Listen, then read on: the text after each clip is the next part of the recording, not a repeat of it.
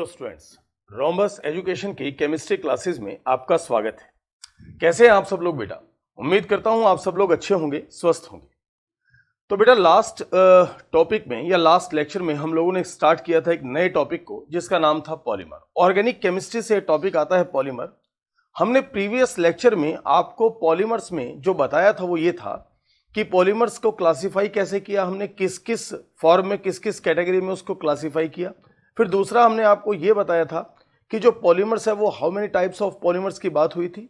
फिर हमने आपको ये बताया कि एडिशनल पॉलीमर्स जो हैं वो फॉर्म कैसे होते हैं, उनका रिएक्शन मैकेनिज्म कैसे होता है, फ्री रेडिकल क्या होता है। तो प्रीवियस लेक्चर बहुत आसान था, इजी था। आज के लेक्चर में हम लोग स्टार्ट कर रहे हैं बेटा preparation of important addition reaction. जैसा कि आपको एक बात पता हो कि जब हम एक एडिशनल पॉलीमर को फॉर्म करते हैं तो दो तरीके हो सकते हैं, या तो फ्री रेडिकल मैकेनिज्म होता है या फिर आयन मैकेनिज्म भी होता है। लेकिन मोस्ट ऑफ जो यूज किया जाता है वो फ्री रेडिकल मैकेनिज्म को यूज किया जाता है। फ्री रेडिकल मैकेनिज्म में हमने आपको बेंजोइल पेरोक्साइड से बताया था कि बेंजोइल पेरोक्साइड कैसे दो पार्ट में ब्रेक होता है, उसके बाद फर्दर उसको अगर हीट करते हैं तो फिनाइल रेडिकल हमें मिलता है। जो फिनाइल रेडिकल होता है वो अटैक करता है एल्कीन पर, फिर एल्कीन पर वो फिर जो रिएक्शन होती है वो प्रोपेगेट होती है और लास्ट में एक टर्मिनेटिंग स्टेप बताया था आपको। ऑन द होल आज जो हम लोग कर रहे हैं preparation of important addition reaction. जो इंपॉर्टेंट एडिशन रिएक्शंस है वो कौन कौन सी हैं? First, polyethene. There are two type of polyethene. अगर मैं पॉलीएथीन की बात करता हूं तो वो दो टाइप के हैं। लो डेंसिटी पॉलीथीन, एक तो होता है low density polythene. Low density polythene अगर आपको याद हो प्रीवियस लेक्चर में तो हमने एक बात कही थी कि जो लो डेंसिटी और हाई डेंसिटी पॉलीथीन होते हैं वो कैसे फॉर्म होते हैं। अगर आपको याद हो तो एक लीनियर पॉलीमर होता है, एक ब्रांच होता है, क्रॉस लिंक होता है, तो वहां से हमें लो और हाई मिलता है। It is obtained by the polymerisation of ethene under higher pressure 1000 to 2000 atmosphere at a temperature of 350 kelvin to 570 kelvin in the presence of traces of dioxygen और ए पेरोक्साइड इनिशिएटर। कैटालिस्ट की form में use किया जाता है। The low density polyethylene LDP obtained through the free radical addition of H atom abstractions has highly branched structure. Low density polyethylene is chemically inert and tough but flexible and poor conductor of electricity. Hence it is used in insulation of electricity, carrying wires and manufacture of squeezes bottles, toys and flexible pipes. High density polythene. अब हमारे पास दो तरह के polythene की बात हो रही है बेटा। एक लो डेंसिटी पॉलीथीन की बात हुई थी, एक हमारे पास है high density polythene. It is formed when addition polymerisation of ethene takes place in hydrocarbon solvent in the presence of a catalyst such as triethyl aluminium and titanium tetrachloride, मतलब जिसको हम जिगलर नटा कैटालिस्ट कहते हैं, at a temperature of 333 kelvin to 343 kelvin and under a pressure of 6 to 7 atmospheres.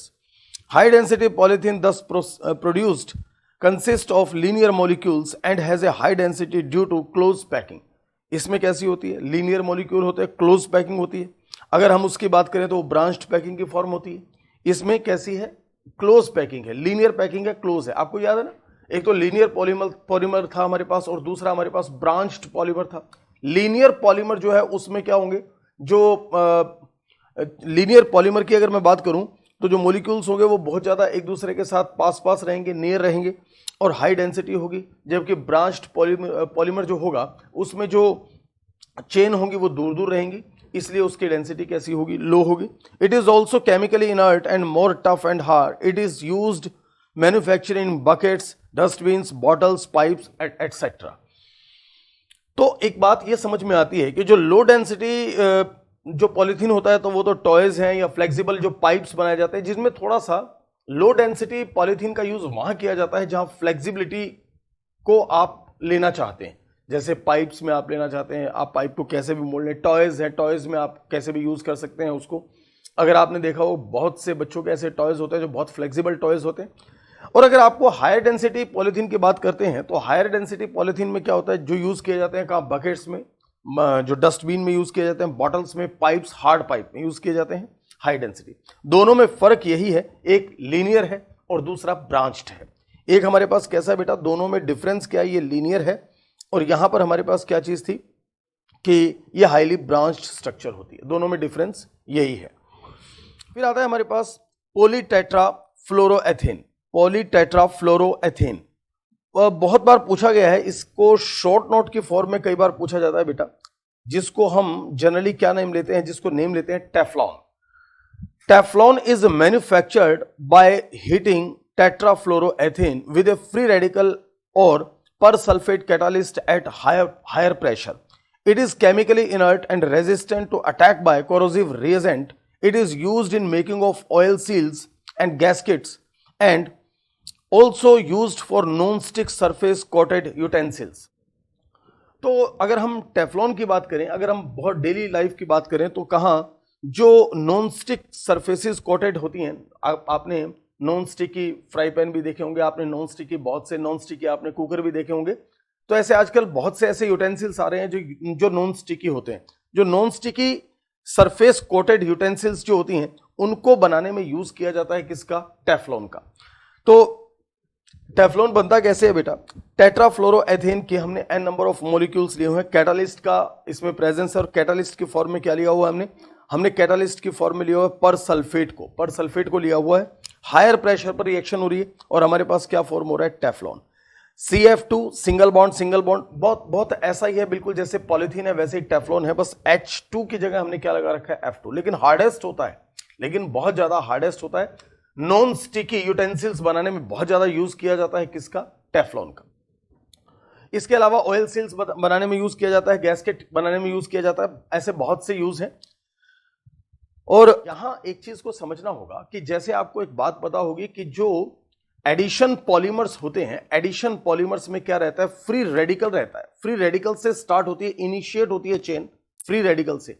अगर आपको previous lecture याद हो तो बेस्ट है, वरना आप उस प्रीवियस लेक्चर को रिवाइंड करके देख सकते हैं, जिसमें हमने बेंजोइल पेरोक्साइड के बारे में बताया, जो इनिशिएट करता है रिएक्शन को। सबसे पहले बेंजोइल पेरोक्साइड हीट होता है और वो फ्री रेडिकल फेनाइल रेडिकल में चेंज होता है। फेनाइल रेडिकल अटैक करता है किस पर? एथीन पर। और फिर वापस से एक रेडिकल चेन प्रोपगेट होती है और उसके बाद चेन टर्मिनेट होती है लास्ट में। दो फ्री रेडिकल एक दूसरे के साथ जुड़ जाते हैं, अटैच होते हैं, और उसके बाद चेन टर्मिनेट और पॉलीथीन बन जाता है। तो ये हमने आपको प्रीवियस लेक्चर में बताया हुआ है। जस्ट नेक्स्ट है हमारे पास पॉलीएक्रिलोनाइट्राइल। पॉलीएक्रिलोनाइट्राइल जिसको हम पेन भी कहते हैं, पॉलीएक्रिलोनाइट्राइल। जैसे अगर आपको याद हो पीवीसी बताया था हमने, पॉलीवाइनिल क्लोराइड, ये एक्रिलोनाइट्राइल है। The addition polymer of acrylonitrile in presence of peroxide catalyst leads to the formation of polyacrylonitrile. अच्छा, एक बात को समझना, यहां पर ये पेरोक्साइड कैटालिस्ट जो हमने कल भी आपको बताया था, एक बात को यहां पर समझना होगा, एडिशनल पॉलीमर्स जो होते हैं उनमें एक चीज, कोपॉलीमर और एडिशनल पॉलीमर में एक बहुत बड़ा डिफरेंस होता है बेटा।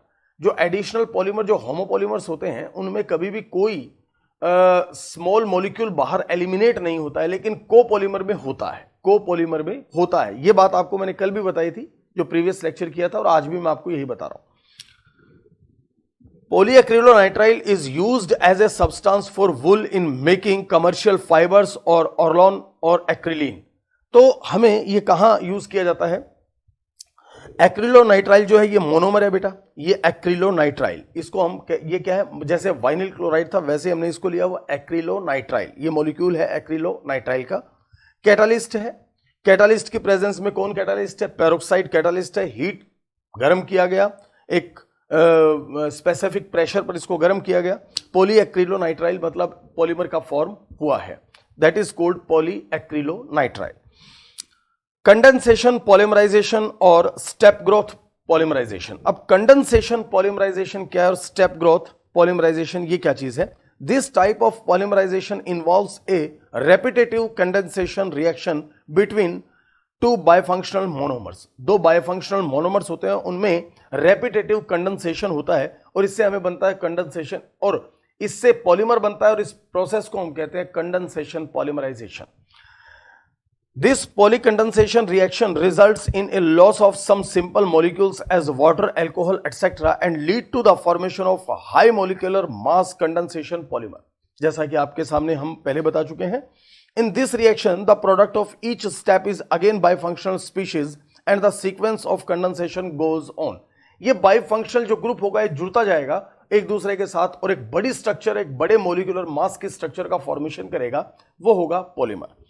Since each step produces A distinct functionalized species and is independent of each other, this process is also called step growth polymerization.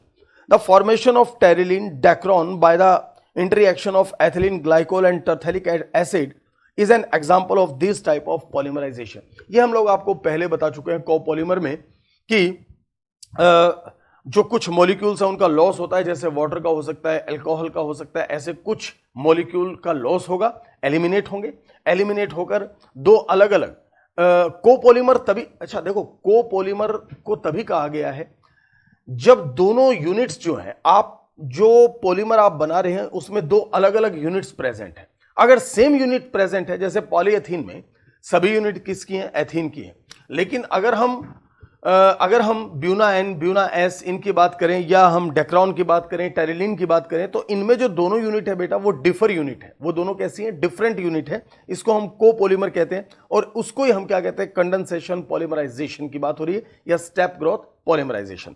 इसका हमने यहां पर एक तरीका बताया हुआ है कि कैसे होता है. अगर इसके एग्जाम्पल की बात करें तो प्रीवियस लेक्चर में इसके एग्जाम्पल हम दे चुके हैं, ब्यूना एन का भी, ब्यूना एस का भी, सबका एग्जाम्पल हम दिया जा चुका है. नेक्स्ट है हमारे पास preparation of important addition reaction polyamides. अब बात करते हैं पॉलीएमाइड्स की. तो हम चूंकि नायलॉन 6,6 और इन सब का प्रिपरेशन हम बता चुके हैं, हम सिर्फ थोड़ा सा हम थ्योरी या थ्योरेटिकल पॉइंट बताना चाह रहे हैं इसमें. These polymers possessing amide linkage are important example of synthetic fibers and are termed as nylons. The general method of preparation consists of condensation polymerization of diamines with dicarboxylic acid and also of amino acid and their lactams. तो preparation of nylons, nylon 6,6 की बात करते हैं. It is prepared by condensation polymerisation of hexamethylene diamine and adipic acid under higher pressure and at higher temperature. बनाया हुआ है हमने nylon 6,6 को. Nylon 6,6 is used in making sheet और ब्रिसल्स फॉर ब्रश. जो ब्रिसल्स होते हैं ब्रशेस के, ब्रश के ब्रिसल्स होते हैं उनको in textile industries. Nylon 6 it is obtained by heating caprolactam with water at a higher temperature. Nylon 6 is used for the manufacture of tyre cords, fabrics and ropes. ये बेटा ये nylon 6 के use बताए गए. ये नाइलॉन 6,6 का use बताया गया है कि कैसे इसका यूज किया जाता है, कैसे हम इसको ब्रिसल्स में यूज करते हैं, किसके ब्रशेस के ब्रिसल्स में यूज करते हैं, कैसे इनसे शीट बनती है, कैसे इनसे फाइबर्स बनते हैं, किस किस से ये बना हुआ है. ये कैप्रोलैक्टम से बना हुआ है, जबकि हेक्सामेथिलीन डायमीन और एडिपिक एसिड से. ध्यान रखें ये कैप्रोलैक्टम से ऑब्टेन हुआ है. अगर आपको कैप्रोलैक्टम अगर आप भूल गए हैं तो बेटा मैं थोड़ा सा इसको एक बार आपको प्रीवियस लेक्चर की तरफ लेकर चलता हूं. आपको यहां पर पता लगेगा जहां हमने आपको तीनों बताए थे. ये देखें बेटा, टेरिलीन डेक्रॉन भी है, ये मेरे पास नाइलॉन 6,6 भी है और ये मेरे पास नाइलॉन 6 भी है. That is called caprolactam. ये कैप्रोलैक्टम है. इस कैप्रोलैक्टम को हायर टेम्परेचर और प्रेशर पर हमने गर्म किया हुआ है, तो हमारे पास ये नाइलॉन 6 का मोनोमर बना हुआ है और इसी का अगर n मॉलिक्यूल्स ले लिए जाएं दैट इज कॉल्ड पॉलीमर. समझ रहे हैं मेरी बात को. तो ये तीनों रिएक्शंस जो है बेटा वो इंपॉर्टेंट है. जो हम ये फॉर्मेशन यहां किया हुआ था हमने, इसलिए उसको बार बार रिपीट नहीं किया हुआ. वहां सिर्फ आपको यह बता रखा है कि बना हुआ किससे है. ओके, तो वापस वहीं आते हैं बेटा. ओके, तो प्रिपरेशन की हम कर रहे थे बात. फिर आती है बात बेटा third, polyester. These are the polycondensation product of dicarboxylic acid and diols. Dacron और Terylene is the best known example of polyesters. Dacron का एग्जाम्पल दिया हुआ है, टेरिलीन का दिया हुआ है. It is manufactured by heating a mixture of ethylene glycol and tertiary acid at 420 to 460 degree Kelvin in the presence of zinc acetate antimony trioxide catalyst. Catalyst को याद रखना है, zinc acetate antimony trioxide catalyst. Okay. तो बेटा हमने क्या कहा, Dacron और Terylene is best non example of polyester. Polyester के बेस्ट नॉन एग्जाम्पल है कौन, टेरिलीन और Dacron.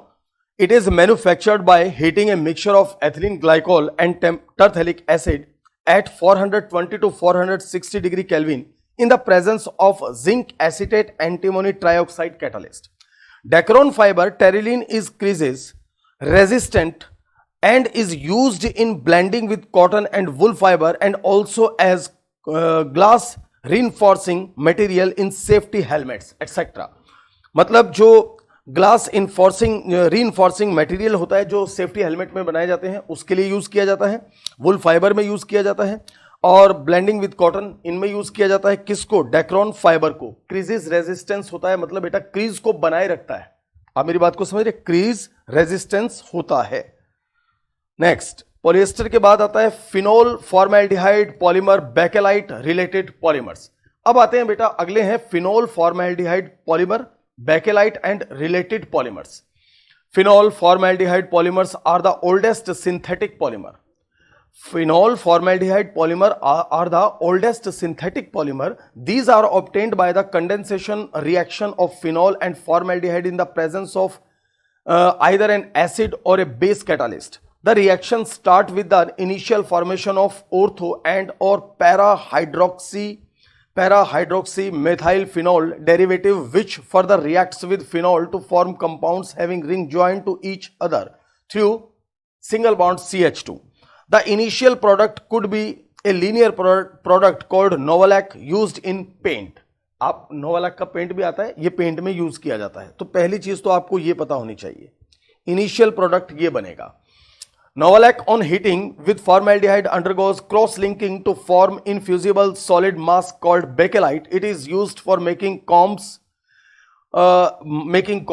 phonograph records, electrical switches and handles of various utensils. देखो एक बात को समझो, जब हम रिएक्शन को स्टार्ट करते हैं, यहां पर दो बातों को समझना होगा बेटा कि नोवोलैक कैसे बनता है और बेकेलाइट कैसे बनता है। आपसे ये पूछा जाएगा, नोवोलैक जो है वो एक लीनियर पॉलीमर है, जबकि बेकेलाइट जो है वो क्रॉस लिंक्ड पॉलीमर है। दोनों में डिफरेंस ये है, द रिएक्शन स्टार्ट होती है with the initial formation of ortho और para hydroxy methyl phenol derivative से, इसको which further reacts with phenol to form compound having rings joint to each other through single bond CH2।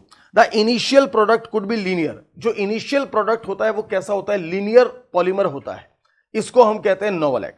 लेकिन अगर हम इस नोवोलैक को वापस हीट कर दें, किसके साथ? फॉर्मेल्डिहाइड के साथ हीट कर दें, तो ये क्या हो जाएगा? Cross link. जो लीनियर चेन होंगी वो एक दूसरे से अटैच हो जाएंगी, किससे? क्रॉस लिंक से। अगर ये क्रॉस लिंक से अटैच हो जाएंगी दैट इज कॉल्ड बेकेलाइट। और नोवोलैक और बेकेलाइट दोनों का एक डिफरेंस है कि नोवोलैक को यूज किया जाता है पेंट में, जबकि बेकेलाइट को यूज किया जाता है कॉम बनाने में, रिकॉर्ड्स बनाने में, इलेक्ट्रिकल स्विचेस बनाने में और वेरियस यूटेंसिल्स में, जो उनके हैंडल्स बनते हैं। काफी टफ होता है बेकेलाइट। नेक्स्ट है हमारे पास मेलामाइन। मेलामाइन फॉर्मेल्डिहाइड ही पॉलीमर है। जैसे फिनॉल एक फॉर्मेल्डिहाइड पॉलीमर है, वैसे ही मेलामाइन भी एक फॉर्मेल्डिहाइड पॉलीमर है। दैट मीन्स ये हुआ कि ये भी फॉर्मेल्डिहाइड से ही फॉर्म होगा। लेकिन हमें एक चीज को याद रखना होगा कि लीनियर कौन सा है, ब्रांच्ड कौन सा है, क्रॉस लिंक कौन सा है, इस तरह की बात है ना। Melamine formaldehyde polymer is formed by the condensation polymerisation of melamine and formaldehyde. अच्छा, वो किससे बना? वो बना ortho para hydroxy methyl phenol derivative और फॉर्मेल्डिहाइड से। जबकि मेलामाइन किससे बना? मेलामाइन और फिनोल से। ओके, अब हम क्या कर रहे हैं? Melamine formaldehyde polymer is formed by the condensation polymerisation of melamine and formaldehyde. It is used in the manufacturing of unbreakable crockery. Melamine का यूज किया जाता है अनब्रेकेबल क्रॉकरी को बनाने में यूज किया जाता है। आपको ये यूजेस जरूर पता होने चाहिए बेटा, हर के। इसका यूज आपको पता होना चाहिए। इसका नोवोलैक का यूज हम आपको बता चुके हैं। तो सबसे पहले हम लोग क्या कर रहे हैं, यहां देखे जरा बेटा, पहले हमने क्या किया? मोनोमिथाइल फिनोल को लिया हुआ है हमने, इसकी फिनोल से रिएक्शन करवाया। पहले नोवोलैक बना रहे हैं, फिनोल से इसका रिएक्शन करवाया। आप ये देख रहे हैं कि ये दोनों किससे लिंक हो चुके? CH2 से। ये तो हमने क्या कहा कि further react with phenol to form compound having ring joint to each other through CH2। ये क्या था मेरे पास? CH2OH, जिसको हमने मोनोमिथाइल फिनोल की बात की। ये है मोनोमिथाइल फिनोल। मोनोमिथाइल फिनोल को हम क्या और कह सकते हैं? Ortho hydroxy methyl phenol. इसका दूसरा नाम क्या है? Ortho hydroxy methyl phenol. इसी का नेम ले रहे हैं बेटा। क्या नेम लिया हमने? हमने कहा इसका आप नेम क्या ले सकते हैं? ऑर्थो हाइड्रोक्सी, हमने कहा इसका नेम होगा ऑर्थो हाइड्रोक्सी मिथाइल फिनॉल। इसकी रिएक्शन हमने किससे करवा दी? फिनॉल से। फिनॉल से करवा दी तो यहां का जो H है, इस H ने इससे रिएक्शन किया, H2O मॉलिक्यूल बाहर गया, दोनों एक दूसरे के साथ जुड़ गए। फर्दर ये फिर से इससे रिएक्ट करेगा, ये फिर से किससे? ऑर्थो हाइड्रोक्सी मेथाइल फिनॉल से रिएक्ट करेगा, फिर से फर्दर क्या होगा? H2O बाहर निकल जाएगा। इस तरह एक बहुत बड़ी स्ट्रक्चर का फॉर्मेशन होगा। That structure is called novolac. That structure is called novolac. अब मान लो ये आप ये देख रहे हैं क्या बेटा, ये कैसे स्ट्रक्चर है? ये सर लीनियर पॉलीमर है, क्योंकि ये ऐसे लीनियर स्ट्रक्चर है। अगर मान लो इसके नीचे ऐसा दूसरा भी लीनियर हुआ तो इसी तरह का होगा। दूसरी जो लाइन बनेगी इसमें इस तरह की, फिर तीसरी, फोर्थ। लेकिन अगर मान लो अब बीच में क्रॉस लिंक भी आ जाए, बीच में अगर क्रॉस लिंक दे दें, ये देखें बेटा, बीच में अगर क्रॉस लिंक आ जाए इस तरह, ये क्रॉस लिंक आप देख रहे हैं। नोवोलैक को फर्दर मैंने हीट कर दिया, नोवोलैक को मैंने फर्दर हीट कर दिया। देखो ध्यान से समझो, नोवोलैक को किसके साथ हीट किया मैंने फॉर्मेल्डिहाइड के साथ हीट किया।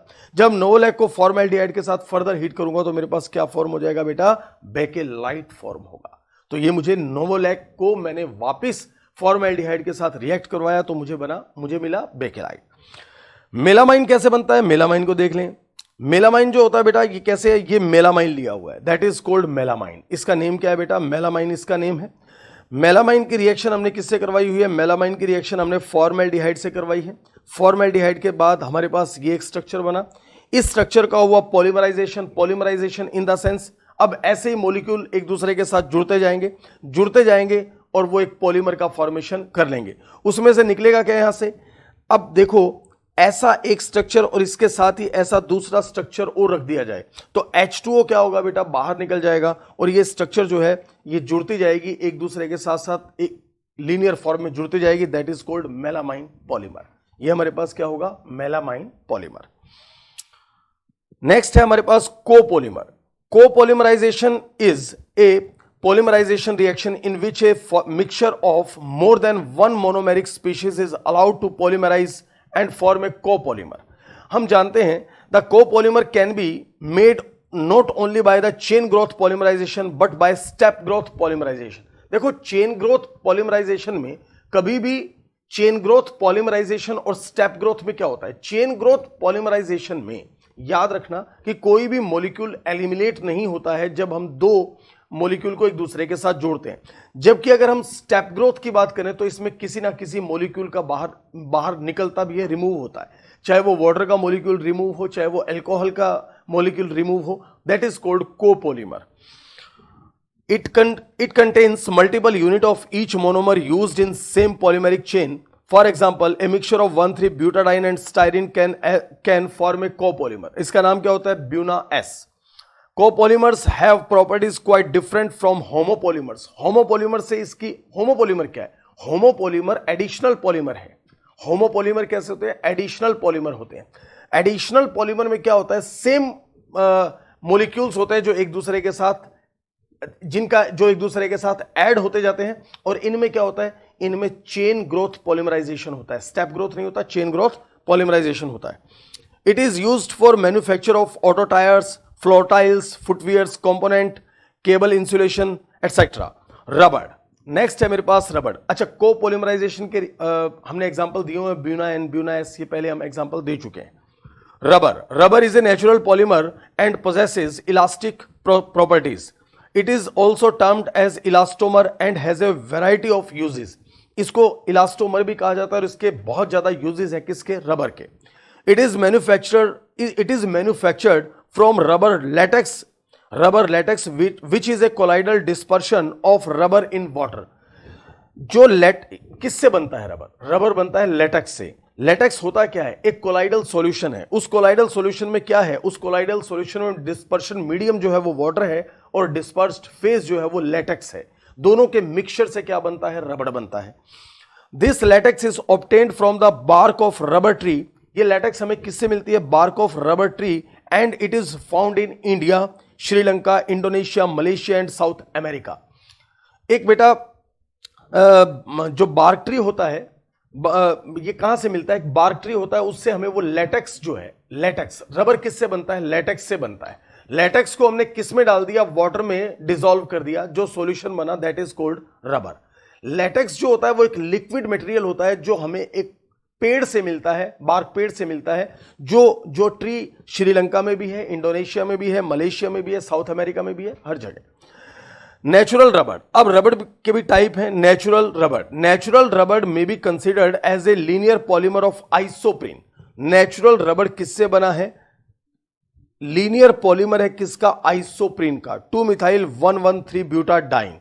आइसोप्रीन क्या होता है, 2-methyl-1,1,3 and is also called as cis-1,4 polyisoprene, sorry 2-methyl-1,1,3 butadiene आप इसका नाम ले सकते हैं, और इसको दूसरा क्या कह सकते हैं, cis-1,4 पॉलीआइसोप्रीन। ध्यान रखें, नेचुरल रबर जो है may be considered as a linear polymer of isoprene. Natural rubber किससे बनता है, नेचुरल रबर बनता है आइसोप्रीन से।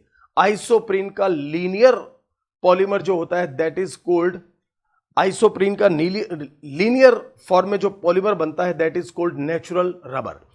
हम आइसोप्रीन के नेम को क्या लेते हैं, 2-methyl-1,1,3 ब्यूटाडाइन कह सकते हैं, या इसको cis-1,4 पॉलीआइसोप्रीन कह सकते हैं, cis-1,4 पॉलीआइसोप्रीन इसका नेम है, cis-1,4 पॉलीआइसोप्रीन।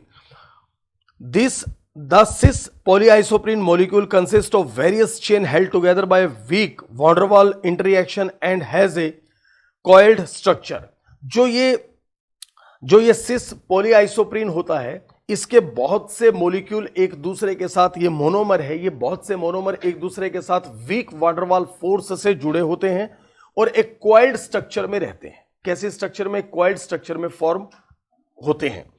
thus it can be stretched like a spring and exhibit elastic properties. इसलिए अगर आपने देखा होगा, क्योंकि इसमें weak van der Waals forces हैं, इसलिए आपने देखा होगा कि जो रबर होता है उसमें क्या होती है, उसमें एक बहुत जबरदस्त स्ट्रेचिंग प्रॉपर्टी होती है। इसको आप काफी खींच सकते हैं, स्प्रिंग की तरह खींच सकते हैं। ओके, तो किससे बना है, आइसोप्रीन से बना है। आइसोप्रीन का नेम क्या है, cis-1,4 पॉलीआइसोप्रीन। इसको हम क्या कह सकते हैं, cis-1,4 पॉलीआइसोप्रीन। आइसोप्रीन इसका मोनोमर है, जिसका हम दूसरा नाम क्या लेते हैं, cis-1,4 पॉलीआइसोप्रीन। इसका कारण क्या है बेटा, cis-1,4 पॉलीआइसोप्रीन बोलने का?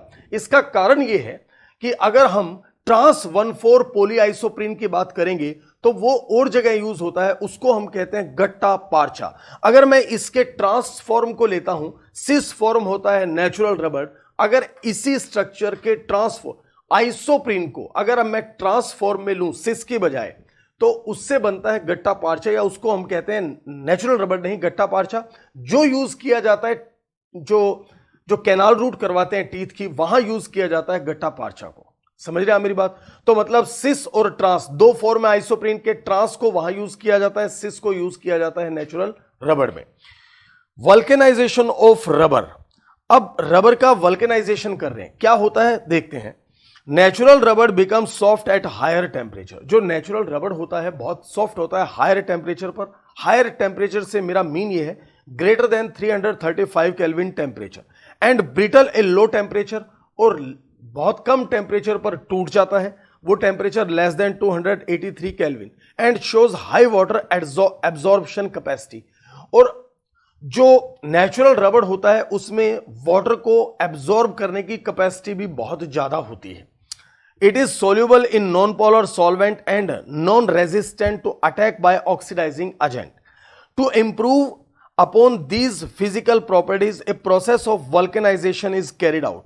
अब क्या करना चाहते हैं हम, इंप्रूव करना चाहते हैं इसकी फिजिकल प्रॉपर्टीज को, तो हम इसका करते हैं vulcanisation.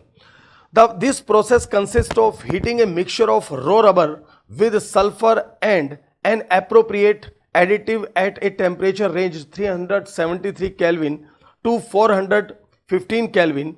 On vulcanization, sulfur forms crosslink at the reactive sites of double bond and thus the rubber gets stiffened. अब ये रबर कैसा हो जाएगा, स्टिफ हो जाएगा।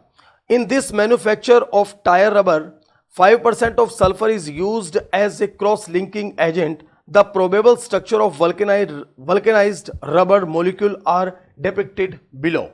एक बात को समझना, जो हमारे पास नेचुरल रबड़ आता है, वो नेचुरल रबड़ जो होता है वो बहुत सॉफ्ट होता है हायर टेम्परेचर पर और ब्रिटल होता है लो टेम्परेचर पर। हम ये चाहते हैं कि वो रबड़ स्टिफ हो जाए, वो, और सबसे बड़ी बात है कि बहुत ज्यादा एब्जॉर्प्शन को शो करता है वाटर के साथ। हम नहीं चाहते कि वाटर इसमें बहुत ज्यादा एब्जॉर्ब हो, हम इसकी फिजिकल प्रॉपर्टीज को इंप्रूव करना चाहते हैं। मतलब वाटर से रिपेल्ट होना चाहिए, ये हायर टेम्परेचर पर सॉफ्ट नहीं होना चाहिए, लो टेम्परेचर पर ब्रिटल नहीं होना चाहिए। हम इसकी इस प्रॉपर्टी को क्या करना चाहते हैं, इंप्रूव। देखो बेटा, टायर होता है, अगर बहुत ज्यादा हाई टेम्परेचर पर इस तरह सॉफ्ट होने लगा तब तो गाड़ियों में बहुत प्रॉब्लम आ जाएगी।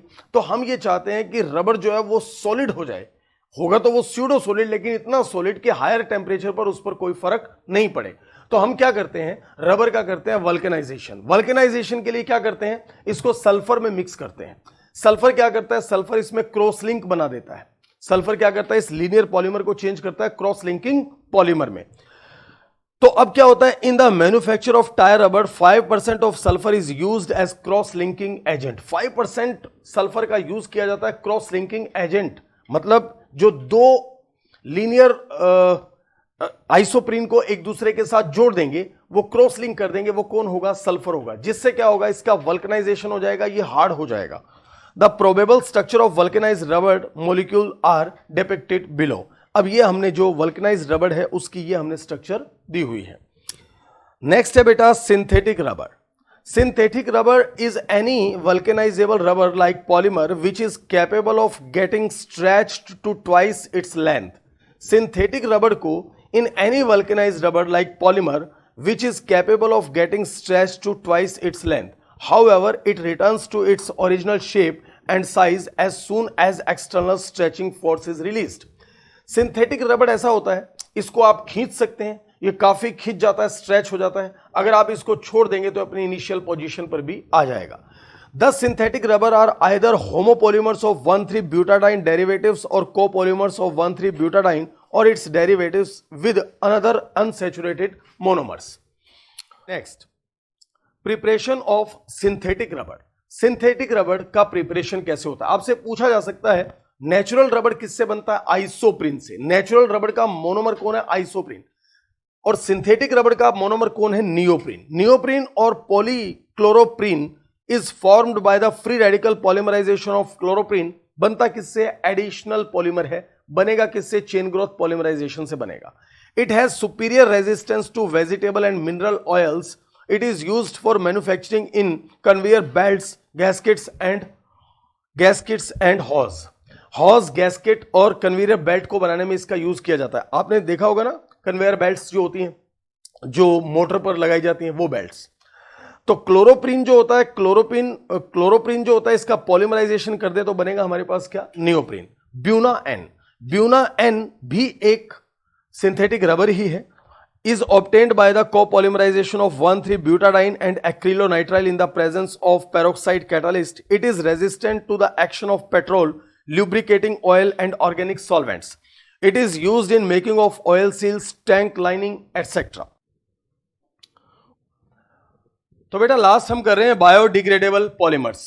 A large number of polymers are quite resistant to the environment degradation processes and are thus responsible for the accumulation of polymeric solid waste materials.